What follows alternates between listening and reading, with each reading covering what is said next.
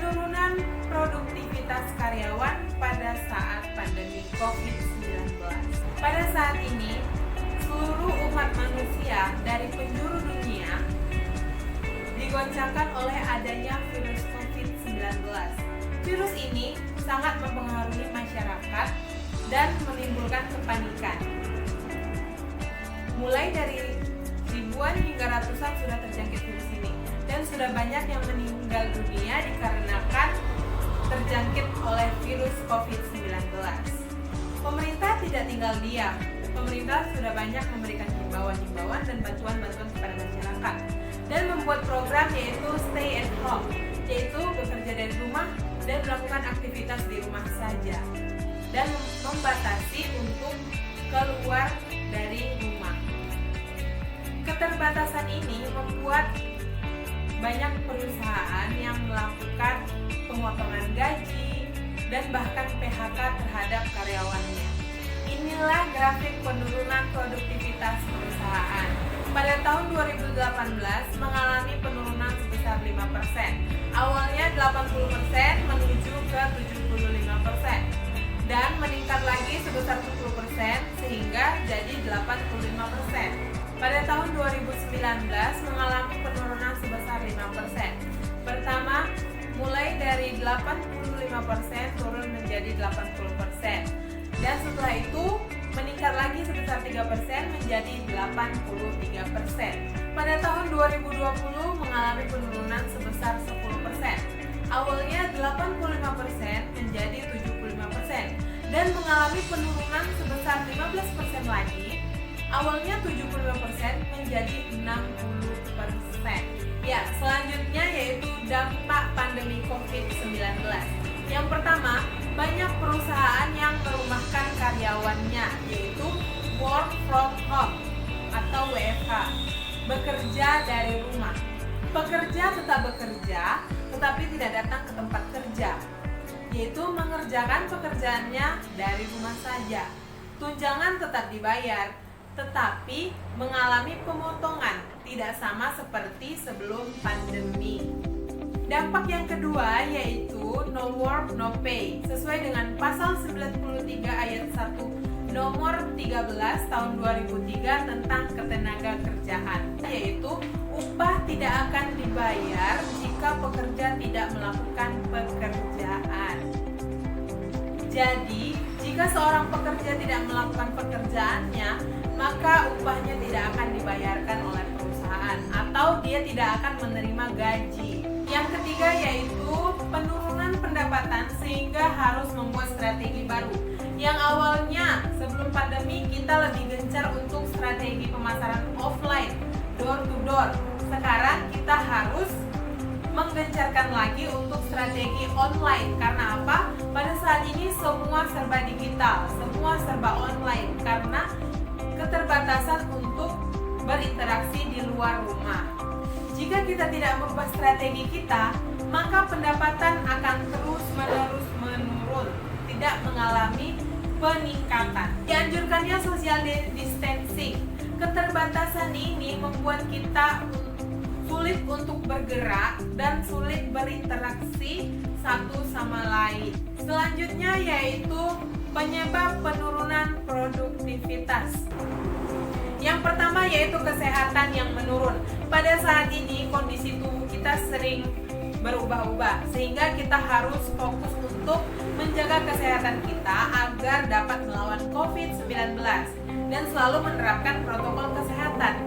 Jika kondisi kesehatan kita menurun, maka ini akan menghambat pekerjaan kita. Yang kedua adalah bekerja dari rumah. Jadi, sekarang dianjurkan untuk bekerja dari rumah yaitu melalui online. Yang seharusnya pekerjaan dilakukan di kantor, ini dilakukan di rumah. Kendalanya banyak, yaitu contohnya seperti jaringan, kuota. Kalau di kantor kan pasti memiliki jaringan tersendiri dan jaringannya yang lebih kuat, sehingga pekerjaan akan cepat terselesaikan. Jika online banyak kendala. Yang ketiga yaitu memberlakukan cuti tanpa kejelasan. Karena adanya COVID-19 dan diwajibkan untuk social distancing atau menjaga jarak, maka banyak perusahaan yang memberikan cuti berkepanjangan kepada karyawannya tanpa kejelasan kapan aktif kembali. Ketiga yaitu memberlakukan cuti tanpa kejelasan. Karena adanya COVID-19 dan diwajibkan untuk social distancing atau menjaga jarak, maka banyak perusahaan yang memberikan cuti berkepanjangan kepada karyawannya tanpa kejelasan kapan aktif kembali. Yang keempat yaitu ekonomi menurun. Ekonomi yang menurun tidak hanya dirasakan oleh perusahaan atau negara saja, tetapi seluruh masyarakat merasakan penurunan ekonomi. Selanjutnya yaitu upaya mempertahankan dan meningkatkan produktivitas karyawan, yaitu memberikan reward kepada karyawan yang mencapai prestasi, sehingga itu dapat menimbulkan semangat kerja bagi karyawan dan meningkatkan produktivitas karyawan tersebut. Kedua yaitu jika memberlakukan WFH atau work from home, dianjurkan untuk para pekerja menciptakan suasana kerja yang nyaman di rumahnya masing-masing, sehingga pekerjaan akan dilakukan dengan baik dan membuahkan hasil yang baik juga. Yang ketiga yaitu membuat program pengembangan diri untuk karyawannya, sehingga para karyawan dapat mengasah kemampuannya. Contohnya seperti mengadakan seminar online, training online, agar karyawan tersebut dapat meningkatkan atau membangkitkan semangat bekerja dan dapat tetap meningkatkan ilmu atau upgrade ilmunya, sehingga pekerjaan tersebut tidak stuck di situ-situ saja. Yang keempat adalah lakukan evaluasi secara berkala. Di sini perusahaan harus menilai bagaimana kinerja para karyawannya. Apakah ada yang perlu diperbaiki, maka segera langsung diperbaiki, sehingga tidak membuat produktivitas menurun. Hal yang diperoleh dari evaluasi yaitu pertama, tingkat kemajuan suatu kegiatan, yang kedua tingkat pencapaian suatu kegiatan sesuai dengan tujuan atau tidak, hal-hal yang harus dilakukan di masa mendatang. Jadi di sini tuh menilai apakah sudah mencapai tujuan atau kinerjanya itu sudah baik atau belum. Jika ada yang belum baik ya harus diperbaiki sehingga mendapatkan hasil yang lebih baik juga. Terakhir yang kelima adalah memberikan fasilitas terhadap karyawannya.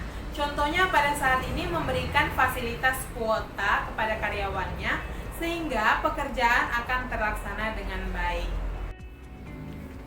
Baik, itu saja yang dapat saya sampaikan. Jika ada pertanyaan dipersilahkan. Ya, Bapak Joko, waktu dan tempat dipersilahkan.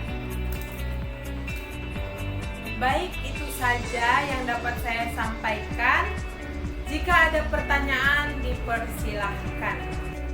Ya, Bapak Joko, dipersilahkan. Ya, pertanyaan Bapak Joko, mengapa pandemi COVID-19 dapat menyebabkan penurunan produktivitas karyawan? Ya, tadi ada 4 penyebab penurunan produktivitas. Yang pertama adalah kesehatan yang menurun, yang kedua bekerja dari rumah, dan yang ketiga diberlakukannya cuti berkepanjangan tanpa kejelasan, dan yang keempat ekonomi yang menurun. Hal tersebut dapat membuat pekerjaan kurang optimal. Contohnya seperti pada saat ini diberlakukannya online, maka seringkali terjadi kendala jaringan atau kuota sehingga pekerjaan yang dilakukan kurang produktif. Pada saat ini pemerintah memberlakukan aturan untuk bekerja dari rumah masing-masing, stay at home, dan social distancing, yaitu menjaga jarak satu sama lain. Dengan adanya aturan ini, maka para karyawan bekerja dari rumah masing-masing. Jika bekerja dari rumah masing-masing, seringkali terkendala masalah jaringan, kuota, sehingga pekerjaan yang dikerjakan kurang produktif. Ya, pertanyaan selanjutnya oleh Bapak Roy. Bapak Roy dipersilahkan. Selanjutnya yaitu pertanyaan dari Bapak Roy, yaitu apakah dengan adanya penurunan produktivitas tersebut bisa mengakibatkan perusahaan membuat keputusan untuk melakukan PHK atau pemutusan hubungan kerja terhadap karyawannya? Ya, produktivitas yang mengalami penurunan dapat mengakibatkan perusahaan membuat keputusan PHK terhadap karyawannya. Penurunan produktivitas karyawan berdampak juga dengan penurunan pendapatan atau pemasukan perusahaan. Pada saat ini diberlakukan PSBB, pembatasan sosial berskala besar. Perusahaan tidak dapat beroperasi dan tidak mendapatkan pemasukan dan mengalami kerugian, sehingga pemenuhan upah atau gaji terhadap karyawannya tidak dapat terpenuhi. Maka dari itu, perusahaan akan membuat PHK atau pemutusan hubungan kerja terhadap karyawannya. Baik, sekian presentasi saya pada pagi hari ini. Atas perhatiannya saya mengucapkan terima kasih.